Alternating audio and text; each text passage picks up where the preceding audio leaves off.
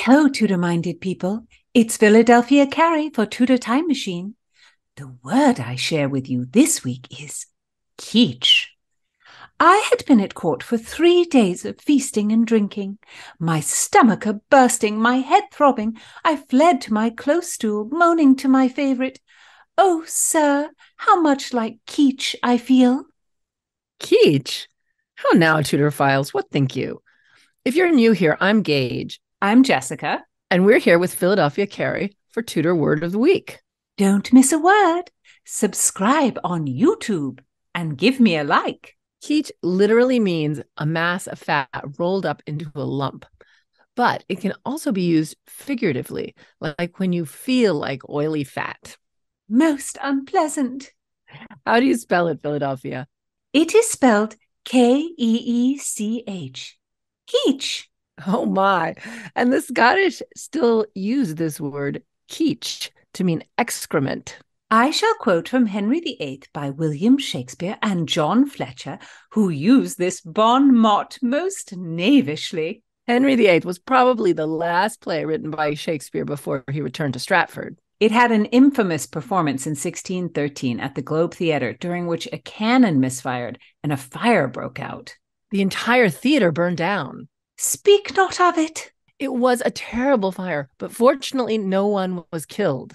I hazard Henry VIII is the cursed play and not the Scottish one. And consider, sometimes one desires to see the boil, toil and trouble, yet one rarely rushes out to a performance of Henry VIII. Or All Is True, which is the original title of the play. And that's interesting because, like all of Shakespeare's history plays, all in Henry VIII is not true. Well, just like our own historical movies and TV shows now are not strictly true. I mean, The Crown is great, but it's not a history lesson. Henry VIII is a bit of propaganda for the Tudor-Stuart dynasty. So the play condenses the events around the end of Henry's marriage to Catherine, his marriage to Anne Boleyn, and the birth of Elizabeth. It presents Anne as a demure ingenue who blushingly agrees to be Henry's bride. And Henry is the innocent pawn of his evil minister, Cardinal Wolsey. And our Tudor word of the week, keech, is used right in the beginning of the play to describe the greedy, avaricious Wolsey. I shall act the part of Lord Norfolk. The devil speed him. No man's pie is freed from his ambitious finger. What had he to do in these fierce vanities? I wonder that such a Keech can with his very bulk take up the rays of the beneficial sun and keep it from the earth. Shakespeare and Fletcher are really clever here, using keech, a lump of rolled up fat, because the tradition was that Wolsey's father was a butcher. Yes, the message is blame the low-born Wolsey for all the problems of the kingdom. The nobles are honest, and the upstart is responsible for all the bad stuff. My dear Gage, nothing is ever the king's fault. There's no point in being the monarch if you cannot blame others. Well, we think about it a little differently now. Do you?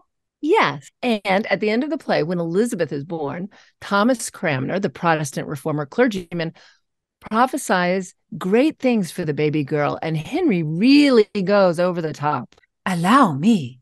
Henry says, "Thou hast made me a man. Never before this happy child did I get anything.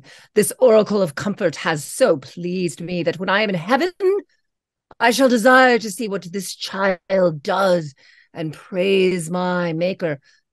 I thank you all." But what about his daughter Mary? I mean, hadn't he gotten her? Shakespeare and Fletcher completely rewrite what actually happened. That when Elizabeth turned out to be a girl, not the boy he was certain of, Henry canceled the big court celebrations and basically said to Anne Boleyn, "Better luck next time." Or more like, "Anne, you better have better luck next time." Then, just to cover all the bases in the play's conclusion, Shakespeare and Fletcher throw in that Elizabeth's successor would also be a great king. Well, this play was no doubt performed for James I and his court, so it makes sense. Gotta keep all the powers that be happy. Give heed, Tudorphiles. Bring some 16th century sauce to your vocabulary with Keech. Listen in next time. Don't miss a word. Subscribe on YouTube and give me a like.